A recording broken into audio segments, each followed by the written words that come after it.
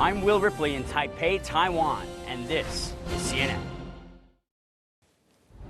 Quick reminder, we've got two new shows on our new streaming service, CNN Plus, that we launched this week. Full Circle, which lets me interview a wide variety of interesting people and cover stories you might not see in the day's headlines. And a new show called Parental Guidance, which is all about parenting, the highs and lows. It's full of useful advice. You can watch them and other shows on CNN Plus using your web browser, the CNN mobile app, or the CNN app on Apple TV and Amazon Fire TV streaming devices. That's it for us. You'll also find, by the way, the newscast with Wolf Blitzer, which is live weeknights at 7:30 p.m. Eastern. And Wolf is keeping busy. Time to hand it off to him right now for CNN Tonight. Wolf? We're all pretty busy, Anderson. Thank you very much. I am Wolf Blitzer. This is CNN Tonight. Welcome to our viewers here in the United States and around the world. The Pentagon warned yesterday not to be fooled, and there's further proof tonight that Russia is not to be taken at its word. It's not drastically reducing military operations around Ukraine's capital and in the city of Chernihiv to the north, but increasing its assault. The mayor of Chernihiv says his city has been under colossal attack over the last 24 hours, and Kyiv, the capital, has remained under constant bombardment as well, despite Moscow's claims of a scale back. Here's the Ukrainian President Zelensky's take on that tonight. This is not a retreat. This is the result of the work of our defenders, who pushed them back. The Pentagon says only a small percentage of Russian forces are repositioning from the capital, but the majority remain, and the airstrikes haven't stopped at all. Meanwhile, not only are Russians being misled on this invasion by their own government, the U.S. now says Vladimir Putin himself isn't being told the truth about it by some of his own advisors. The new U.S. intelligence reporting confirmed by the Pentagon today. We would concur with the conclusion that Mr. Putin has not been fully informed by his Ministry of Defense at every turn over the last month. A U.S. official tells CNN that Putin's been misled about his military's performance, but he's become aware, which apparently led to a rift between Putin and his top defense officials. Much more on that coming up in a few moments with the former U.S. Defense Secretary, the former CIA Director, Leon Panetta. There you see him. Meanwhile, there are new satellite images that show almost all of the port city of Mariupol destroyed. Entire city blocks obliterated. Nothing appears off limits to Russian forces. Nothing. Not maternity hospitals or other buildings filled with children. They even bombed, get this, they even bombed a Red Cross warehouse with its logo clearly displayed. And they even hit a Holocaust memorial in the shape of a menorah in Kharkiv. So the onslaught very much continues tonight. Let's go live to our senior international correspondent, Fred Pleitgen. He's joining us from Kyiv right now. So, Fred, tell our viewers what you're seeing and what you're hearing tonight. Well, what we're seeing and hearing certainly doesn't look like any sort of de-escalation. In fact, to us, it seems like an escalation today throughout the better part of the day and into the hours of this night. There was a lot of shelling coming from the Russian side, or seeming to come from the Russian side. There were a lot of multiple rocket launching systems that we heard, also artillery as well. And, you know, Wolf, a lot of that really centers around the northwestern districts or the northwestern outskirts of Kyiv. And there's that one area in particular. It's called Irpin. We've been talking about it a lot. It was one of those places where the Russians tried to break through into the city of Kyiv, but they were confronted by Ukrainian forces and pushed back. And so what they're doing now is they're really shelling that place. We got as close as possible to Irpin, and we do have to warn our viewers, some of what they're about to see is very disturbing. Through heavily fortified checkpoints, we reach the edge of Kyiv at the suburb Irpin. Suddenly, on top of the artillery barrages, we hear gunfire. That's gunfire. Much closer, and we have to take cover. This is what it sounds like after Russia said it has scaled down its military operations around Kyiv. Even in the calmer moments, the big guns are never silent. This is the final checkpoint before you would reach the district of Irpin, but it's impossible for us to go there right now simply because it's much too dangerous. It's also impossible for the people who lived there to come back to their homes because there's still so much shelling going on and so much unexploded ordnance still on the ground. Irpin was heavily contested between Russian and Ukrainian forces as Vladimir Putin's troops attempted to push through to Kiev. Now, the Ukrainians say they've pushed the Russians back, taken control, and released this graphic video of the aftermath. Buildings and cars destroyed, dead bodies still lying in the streets. Ukraine's Security Emergency Service has now also released this video, showing rescuers taking out at least some of the dead while under fire from Russian artillery. Some of the remaining residents were also brought to safety, including many children, Irpin's mayor tells me. Да, полностью на 100%. Now Irpin is 100% Ukrainian. We are taking out the wounded and dead bodies. Today and yesterday we evacuated approximately 500 people. Today I myself evacuated about 50 children and 100 adults. The evacuees are brought to this base outside of Irpin. It's not only people, aid groups are now also evacuating the animals left behind when their owners had to flee, including these puppies. We have volunteers who are going under the fire and picking the animals on the street. So you're going under fire, you're going into Irpin and picking animals Yes, up. yes. The Ukrainian army says it's in the process of pushing Russian troops further out of this area, hoping to silence Putin's guns and restore calm to this once quaint suburb.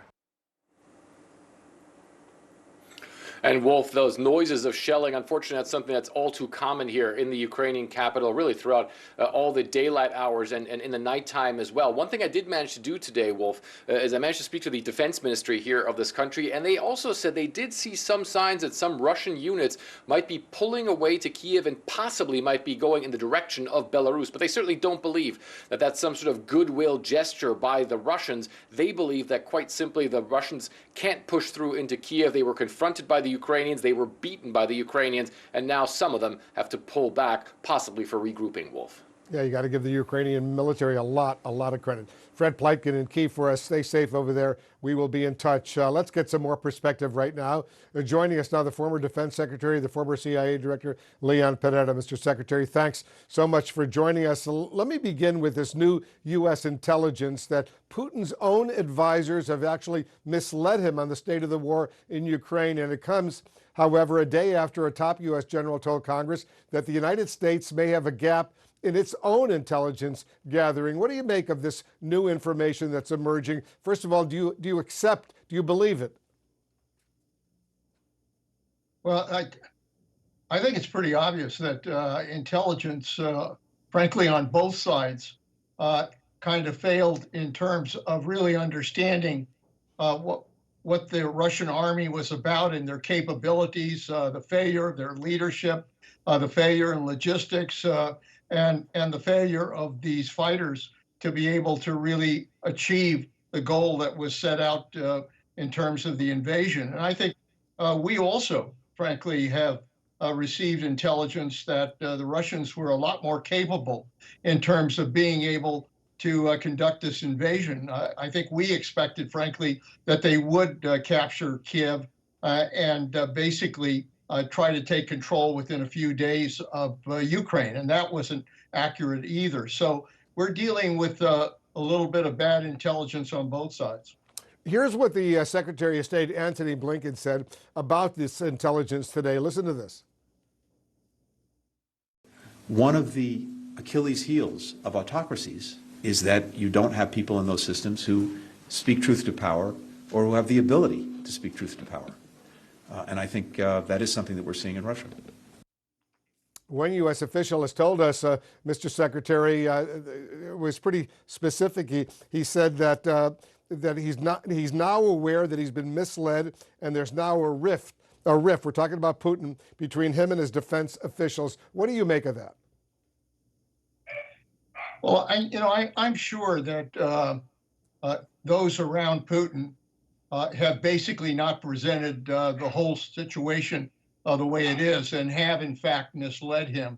I don't think there's any question about that. But I also would be a little bit careful about assuming, therefore, that Putin doesn't understand what's happening there, because he is KGB. He's an agent, and he hasn't survived in office for over 20 years without developing his own sources of information. So I would not assume that just because he's been misled, that somehow Mr. Putin is not aware of how bad things are going in Ukraine.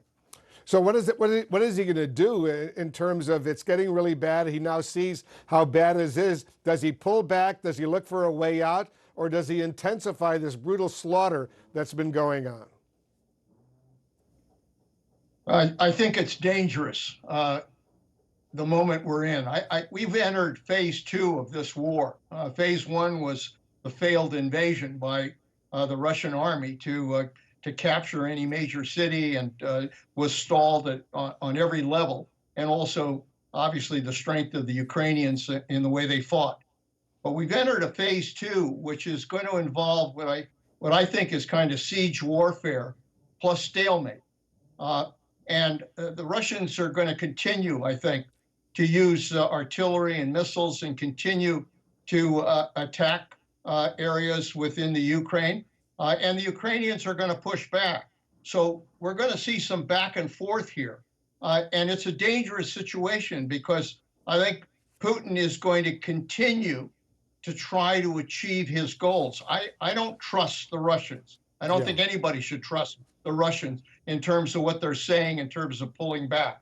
I think this fight is now in a different phase, and it's going to continue for a long time. Yeah, I keep hearing that from officials here in Washington. It's going to intensify, and it's about to get even worse. Secretary Panetta, as usual, thank you so much for joining us. Good to be with you, Wolf. Coming up, there's a great deal of concern tonight about the port city of Odessa, and it's bracing for a potentially massive Russian assault, and they're bracing for it soon because of its strategic location. We're going to take you there live. And we're also going to hear from the chair of the Senate Foreign Relations Committee. He attended a classified briefing on the invasion today. There you see him, Senator Menendez. We'll discuss with him when we come back.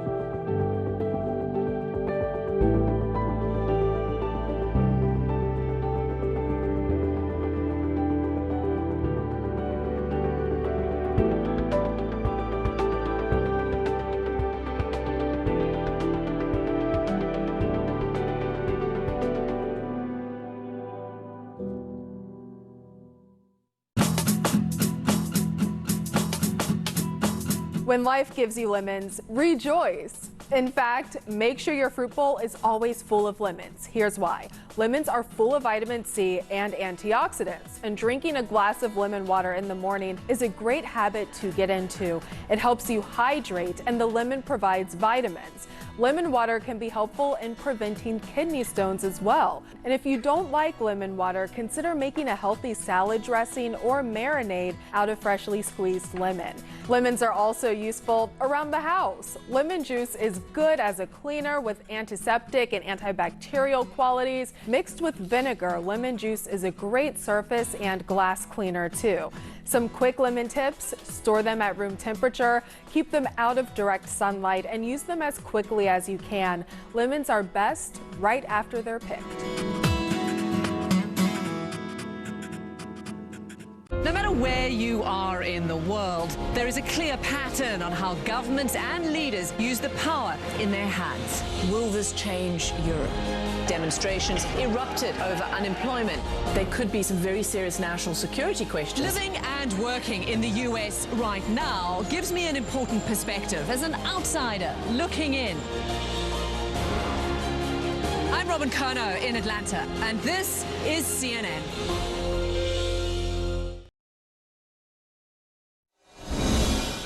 35 days into the Russian invasion of Ukraine, the Kremlin claims to be shifting its focus to the south and east. That possible shift increasing fears for people in Odessa.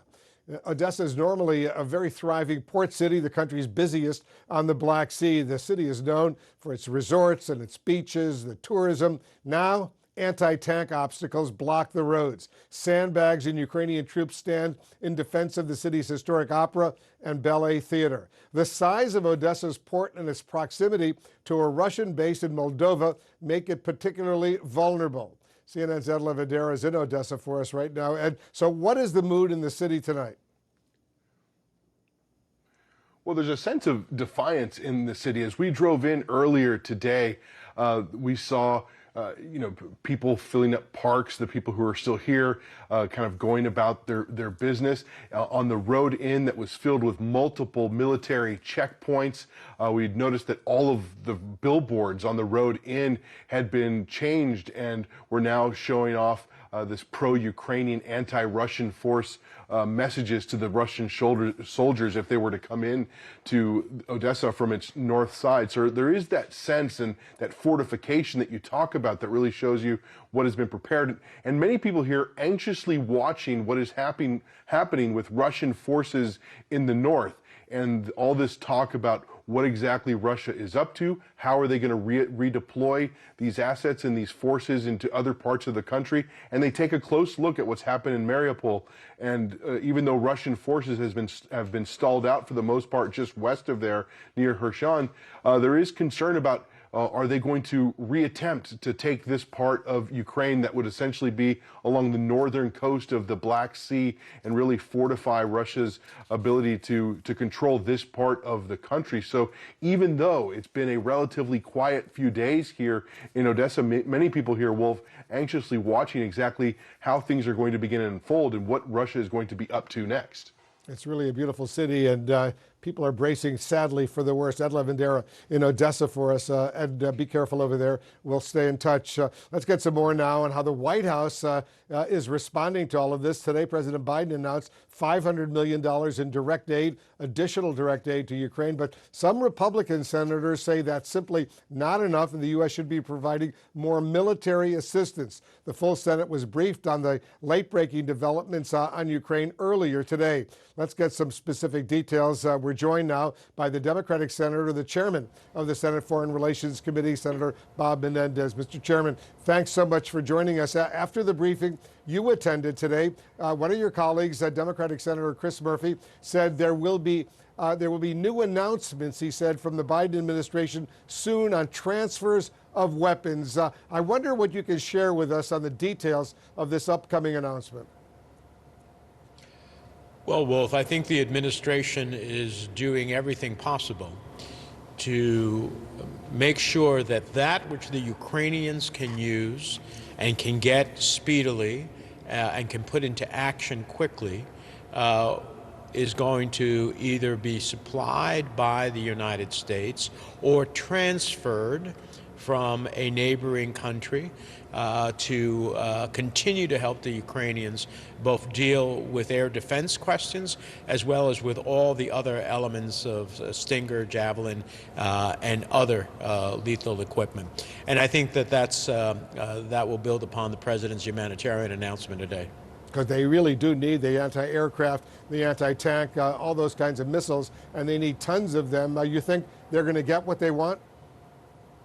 I think there is a overwhelming desire by the administration. I think they're working around the clock, from the Secretary of Defense to the Secretary of State to the National Security Advisor, reaching out to different countries, all within the region that can provide them, particularly the systems that they know and can operate quickly. Because if we send them a system that they are totally unfamiliar with, the training time alone is not something that they can afford.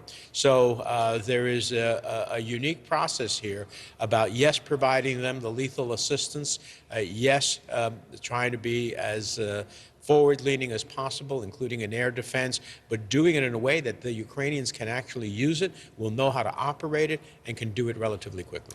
We heard from Senator Lindsey Graham. He doesn't think the U.S. is moving fast enough. He said he believes the U.S. should be sending, for example, MiG-29 fighter jets that the Ukrainians requested weeks ago. Listen to what he said. We cannot let Putin tell us how to help the Ukrainians defend themselves. So I came out of there very frustrated. We're 5 weeks into this thing, and it seems like nothing changes. Every briefing's the same. And the Ukrainians have taken this 5 weeks. The same people that told us this would last 4 days are giving us excuse after excuse, so why can't we do more? And what's your reaction to that, Senator? You know, Wolf, I think if 10 angels came swearing from above that President Biden, who has sent over the course of his year and a quarter in office nearly $2 billion of assistance to Ukraine in defensive lethal weapons, and much more to come, if those angels would say he's done it all as much as you possibly can, and he's continuing to do it, some of my colleagues on the other side of the aisle would say those angels lie. The reality is we will continuously hear, no matter what happens, that the president is not doing enough for Ukraine. I've now taken it almost as a political talking point, far less grounded in reality than in substance. U.S. officials say they believe Putin is being misinformed as to how poorly the Russian military, at least so far, is performing in Ukraine. How do you square that with what we've seen from Putin thus far? What's your reaction to that? Well, look, I have no doubt when you have a dictatorship, for all intents and purposes, an authoritarian figure that is ruthless, that, you know, saying to that person things are not going well is probably not going to have you keep your job. Being truthful is probably may not keep your liberty intact.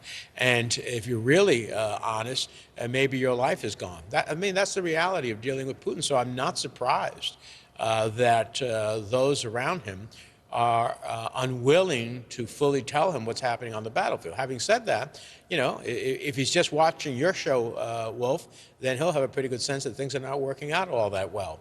But the fact that those around him who really, you know, you want to have leaders who have people around them who are smart, capable, and will tell them what's really happening. But when you're an authoritarian, that's not necessarily the way the process works. Yeah, it's a very dangerous situation right now. Everybody seems to think the next few weeks are going to be critical. Senator Menendez, thank you so much for joining us. Thank you, Wolf. President Biden's called Vladimir Putin a war criminal. Evidence is mounting of what appears to be crimes against humanity, but will there ever be real consequences? We're going to get insight from two former U.S. officials who've led the nation's efforts in the region. They're standing by. We'll be right back.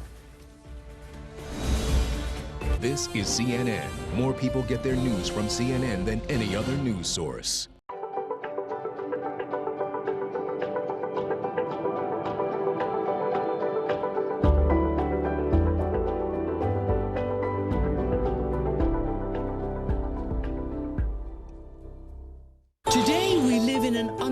unpredictable environment, and news races around the world at breakneck speed. Our engine continues, our impetus, our momentum. My show brings you the latest news and top news makers. Give me the facts on voter fraud. There has never been a moment where voter fraud has affected the outcome of an election. And we also dive below the headlines to explore vital issues impacting our lives. Normally this theatre would be filled with people and art and debate and energy. And so now we have to rely on the two of us. How interesting is it to be Tyler Mitchell today? It's crucial we make sense of what's happening. There seems to be some confusion that maybe you can clear up. Where are the US forces in Syria going? And fully understand what's at stake. What's happening now in the world is a great thing because people are talking about subjects they never did before. Amanpour, tonight on CNN. You can help the refugees from Ukraine. Join the over 70,000 who've already raised millions for food, shelter, and more. Explore cnn.com/impact. Click to take action.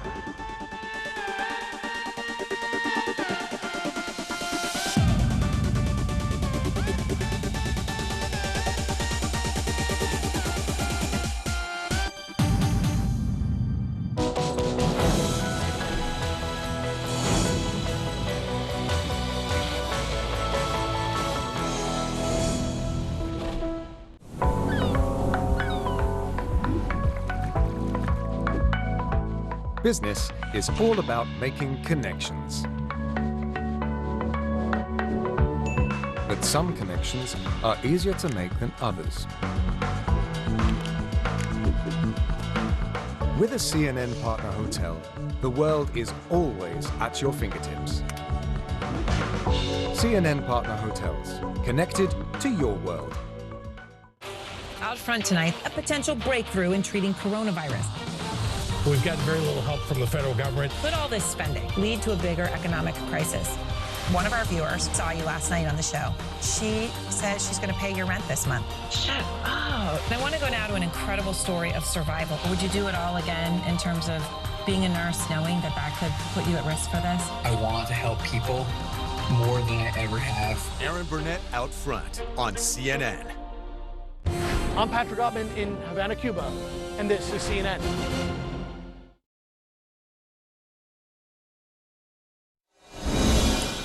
Ukrainian members of parliament calling Russian peace talks a, quote, smokescreen, a point driven home by President Zelensky. Listen.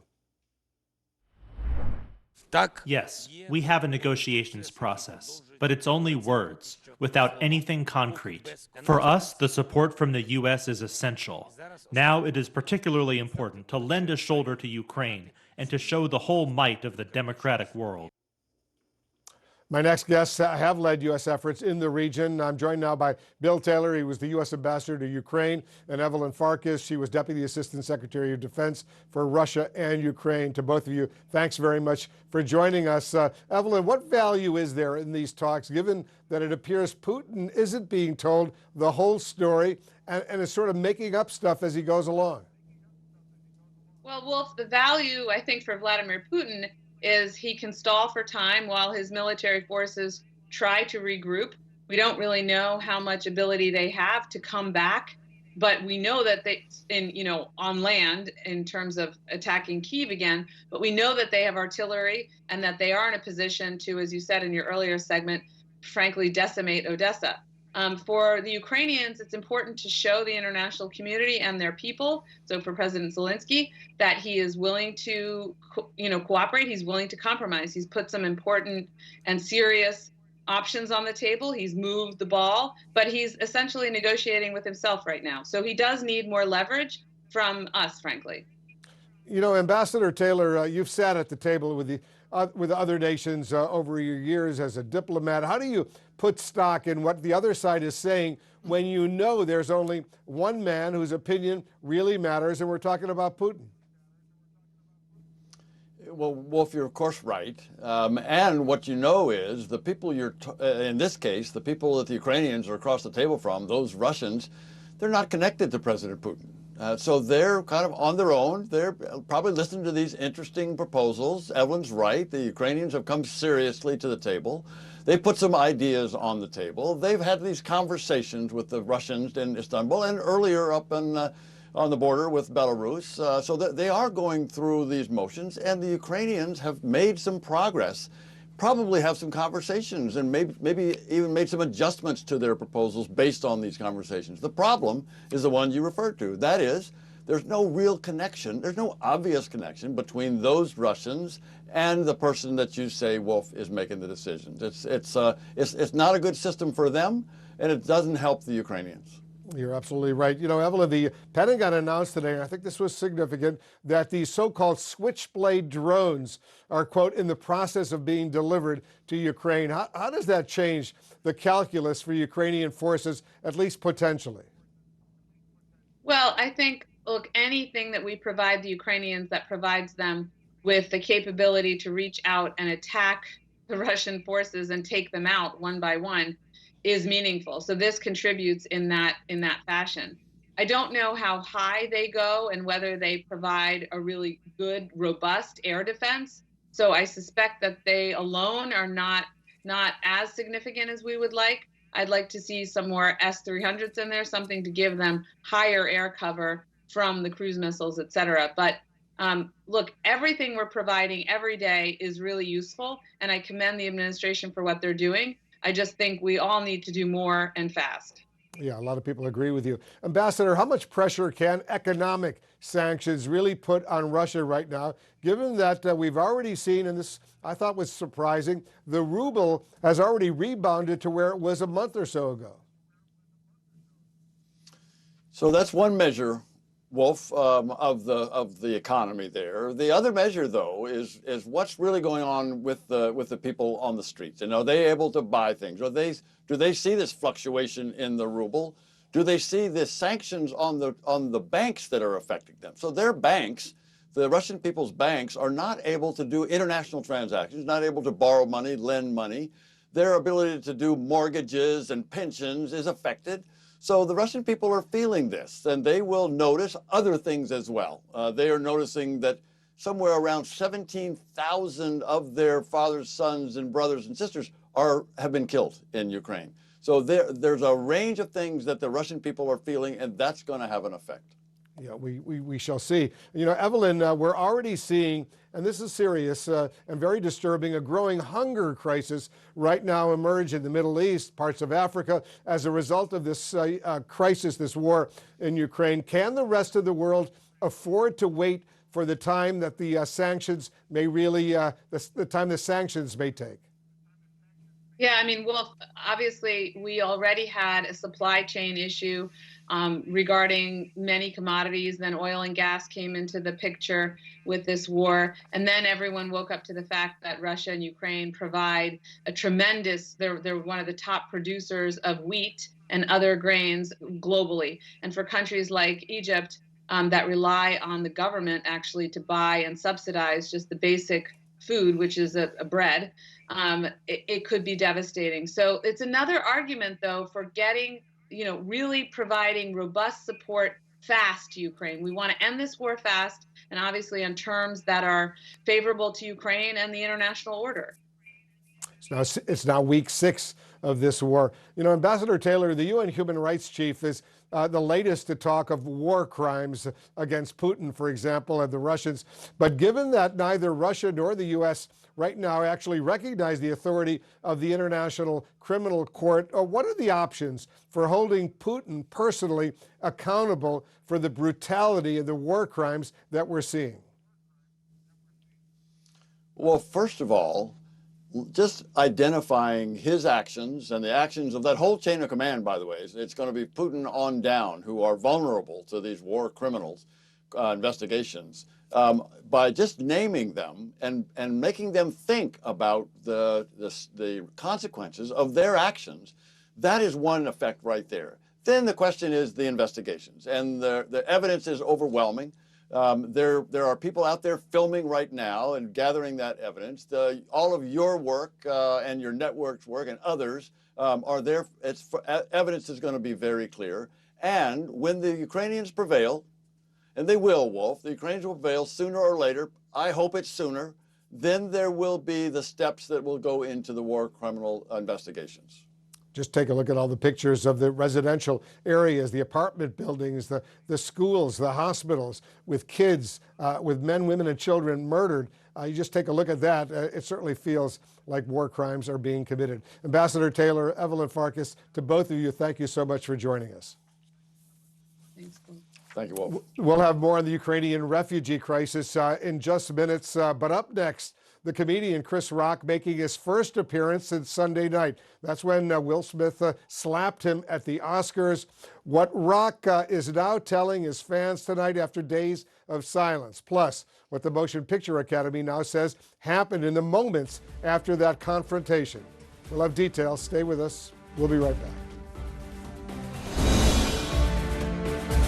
I'm Delia Gallagher in Rome, and this is CNN.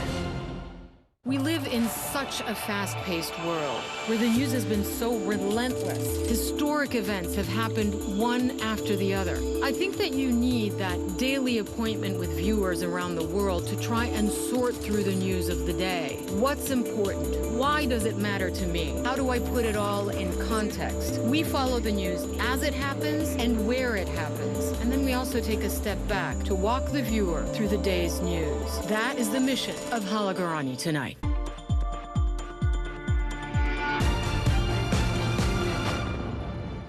Everywhere that there are people, they can be exploited. And it is the most profitable form of business today. And in my opinion, the most evil form. My name is Jeannie Mai Jenkins. I'm a television personality and the executive producer of Surviving Sex Trafficking. And I'm talking to you from Atlanta. Surviving Sex Trafficking is a documentary that follows the lives of 5 survivors who are able to tell us about their traumatizing situation with sex trafficking. The dangerous thing is trafficking doesn't happen instantaneously. It's a process. It's a process of building a relationship with somebody, building trust.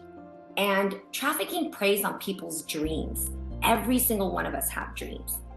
And trafficking finds a way to learn what your dreams are, and that trafficker preys on what your dream is and then gives you an exchange or some type of promise through either a relationship or love or affection or money in order for you to make your dreams come true. And that's why our film is intended to educate you, to inspire you through the lives of these survivors, but more than anything, tell you the stories of these 5 women who were trafficked in very different ways and how it could happen to anybody you know as well.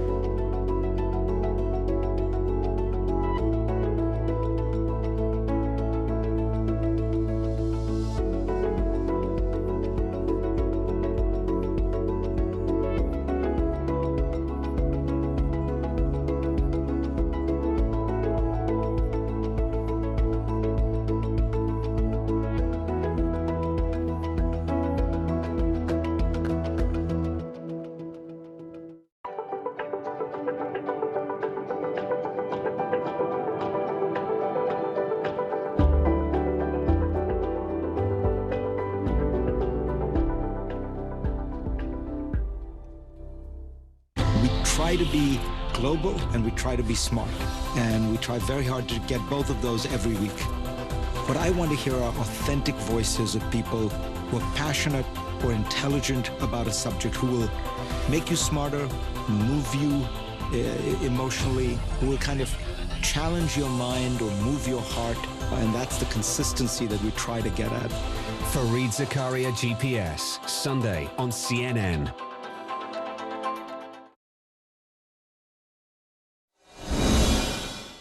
Much more coming up on the war in Ukraine, but first, it's the slap scene around the world. Oh, wow.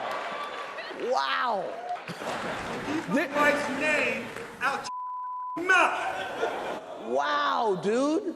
Yes.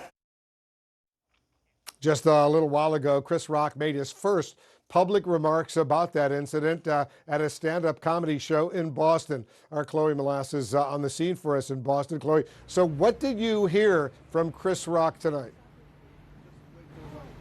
It was the moment everyone was waiting for, Wolf. So Chris Rock, he walks out, takes the stage at the Wilbur Theater just behind me at 8 p.m., and the crowd erupted into just cheers, a standing ovation. It went on for about a good minute and a half.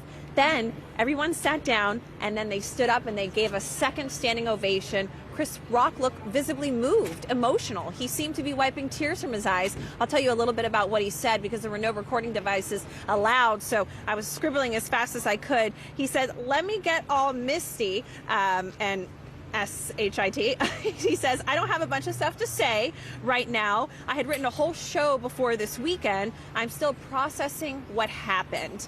Then he says, "Wolf, I'll talk about it at some point. It'll be serious. It'll be funny. But right now, I'm going to tell some jokes." And that's what he did for the next 75 minutes. And it was a bunch of material that he appears to be, he said at one point, trying out for a potential upcoming Netflix special. But he didn't miss a beat. He didn't make even any reference, and nobody in the audience heckled him or screamed out anything or even mentioned Will Smith's name. Very interesting. As you know, the Academy also released a new statement today saying it had initiated disciplinary proceedings against Will Smith. What more can you tell us about that? Yeah, well, we know that tonight they held late this afternoon in California, they held their annual Board of Governors meeting that, Wolf, they hold every single year after the Oscars. It's their post-mortem. But priority number one was talking about Will Smith. They said in a statement which CNN obtained that they have given Will Smith 15 days notice, that they are going to be taking some sort of action. They didn't say what, but they did say something really interesting. There was a lot of speculation about why Will Smith was allowed to stay in the Dolby Theater after what happened. Well, the Academy now saying that while we would like to clarify that Mr. Smith was asked to leave the ceremony and he refused. And they add that they wish that they could have handled things differently. Many people asking me, well, what could happen? Well, potentially he could be suspended or not allowed back in the Academy, and he might not be allowed to present at next year's Oscars, because usually the winner of the category presents the next year's award to the new winner. So that would be a big blow. So it'll be interesting to see what more Chris Rock has to say. He has another show at 10 p.m. and I'll be in there. And what Will Smith has to say. I do want to point out, though, that Chris Rock's brother, he responded to someone on Twitter earlier today when someone asked him what they thought of Will's apology and if they accepted it. And he wrote no. Then he was also asked if it was true, because Diddy said to Page 6 that Will and Chris had squashed things after the show. He also said that's not true either, Wolf. Very interesting. We did hear a new reaction from two of the Oscars co-hosts, both backing up their fellow comedian. Amy Schumer said Rock handled it like a pro, called the whole thing disturbing, while Wanda Sykes said this on Ellen. Listen. I'm still a little traumatized by it. Me too. For them to let him stay in that room and enjoy the rest of the show and accept his award, I was like, how gross is this? This is just the wrong message, you know? Like, you assault somebody, you get escorted out the building, and that's it. Seems really clear that the public support has really garnered around Chris Rock, right? Exactly, and I think that Chris Rock is really feeling it right now, which is why he did get emotional at the top of his stand-up show, and it's very, very significant for the hosts of the Oscars, Wanda Sykes, Amy Schumer. We haven't yet heard from Regina Hall to speak out in support of Chris. That's a big deal. That's a big moment, and hopefully we will hear more from Chris tonight. We certainly will. We'll stay in touch with you, Chloe Melas. Thank you very much for that report. When we come back, we'll return to our major story of the night. We're talking about the war in Ukraine. I'll be joined by a mother just out of Mariupol, along with her daughter, but other relatives remain behind. She's going to tell us about the escape as her home city fights simply to survive amidst this Russian attack. That's next.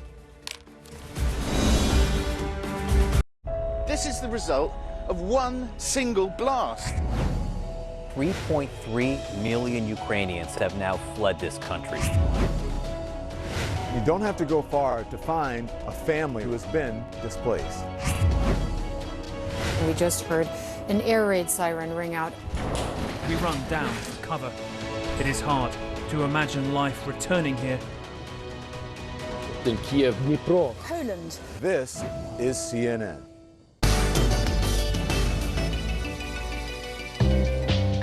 When Hublot smashed into the watch world in 2004, it really left a crater hole that has never quite seen the industry recover. This was such a bold, brash, and incredibly brazen take on watchmaking. The Big Bang was the product that launched this ship with a vengeance. These were big, brash, unapologetic watches with all kinds of riveted bezels and large dimensional pushes on the side. This was a watch that, again, was not steeped in tradition. It was creating an entirely new personality and boldness. All of this was brought to the brand by the new owner, Jean-Claude Biver, one of the most electric, energetic, and controversial figures in the watch industry. It's hard to think of any other watch brand that's had that much impact on such a conservative industry. As consumers, we live in an on-demand economy. We want our goods and services delivered the same day, and this trend is not slowing. So at TuSimple, we are developing the world's first fully autonomous trucking solution, and we believe autonomous trucks will play an important part of the industry to make it more resilient and efficient. If you think about what it means to make an autonomous truck, we basically have a lot of sensors, cameras, LiDARs, radars that take input data from the world, so we see the world around us. And we have to have a very smart software, our virtual driver, that is using the most cutting edge artificial intelligence and machine learning technology and give very specific, safe, reliable commands to the vehicle. So this was really industry first, no driver on board, no remote control of the vehicle, and true commercial operations of a fully autonomous truck.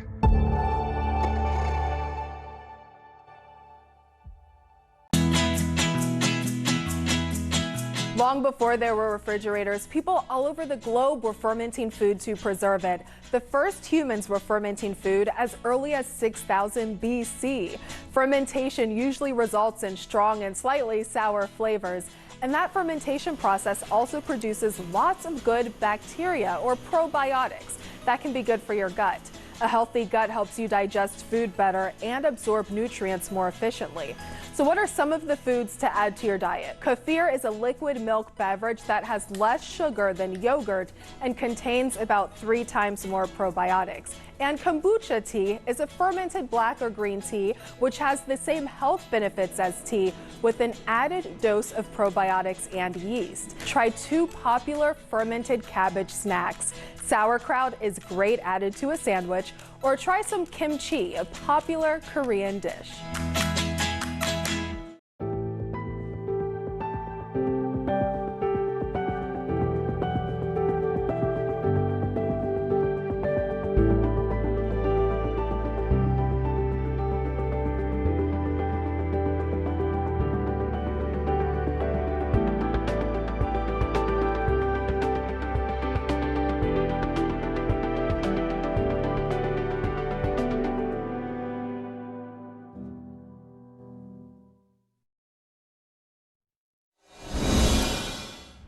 You are about to meet a woman who was forced to escape her home in Mariupol after she says a missile landed in the apartment next to hers. In these images she sent us, you can see the total destruction surrounding the place she once called her home. A home that once looked like this, but is now part of the war zone with endless communities full of flattened buildings. When she left Mariupol on March 15th, the theater where they painted the word children on the ground just outside the giant Russian, in giant Russian letters, I should say, it looked like this. But just one day later, the theater was struck. You can see the damage from this before and after. And today, a satellite image confirmed the Mariupol Red Cross warehouse. The Red Cross warehouse was also hit by at least 2 military strikes. Christina Fenina, who escaped with her husband and 9-year-old daughter, is joining us now. Christina, thank you so much for joining us. I know you're currently in Dnipro, which we saw earlier was hit by a rocket. First of all, how are you and your family doing? Thank you very much. Hello, everyone. We are doing well in Dnipro city, and we feel here at least safer than we were in Mariupol. And people are kind here, and we get help from people, and we appreciate it very much. People understand our tragedy, and so that's why we get humanitarian aid from any places here. How are the conditions, if you could just elaborate a little bit, where you are now? I know you had to, for example, melt snow for water, simply for water. What's it like? It was very cold, first of all. Before we had snow and we had rain, so we had some water from the rain. And the next few days we had snowing, so it was minus 10 degrees, and we got the snow in our bucket and then melted, so that way we could get some water for any needs. It's really amazing. I know you've been trying to reach your parents. I know you've been trying to reach your brother and your nephew. When's the last time you spoke to them? Did they plan to stay in Mariupol or leave as well? Of course, they planned to leave, but because of my father, he's missing right now. My brother decided to stay in Mariupol and find out about any information about him. Of course, it hurt so much. Because I know in what place they are, and it's so dangerous. Last time I spoke to him, it was about 2 weeks ago, and 2 weeks ago. That's time when my father was lost. So I wanted them to well, but my brother said no. I will not go until I find our father. Since that time, I didn't hear anything from them. You must be so nervous. I hope they're okay. Take us back, Christina, to the day you decided to leave. What was happening? What was going through your mind? We wanted to leave every single day, but we understood that our city is under the siege. I think the whole world knew about this, and it was not possible because we were waiting for this green corridor so we could move, escape from the city, but we didn't get any corridor. And then we heard people were talking about some route, and people started to leave, and we heard that a few cars left like on 14th of March, and then we decided to try this on the 15th of March. And some people in our yacht, in our house, they also decided to leave. It was a scary morning. It was air attacks all morning and artillery battles and all kinds of fights that you can imagine. We experienced it while we were escaping our city. It was very scary. I'm sure it was. How's your little 9-year-old daughter handling all of this? She acts like everything is fine, but every night she has nightmares and she's crying. But during the day, she's smiling like it's okay. But of course, she misses her grandparents too much and her cousin. Yeah, it And, must be so heartbreaking. I know you owned a small English language school in Mariupol. So what's next for you and your family, Christina? Yeah, I feel so bad knowing that my school is destroyed right now.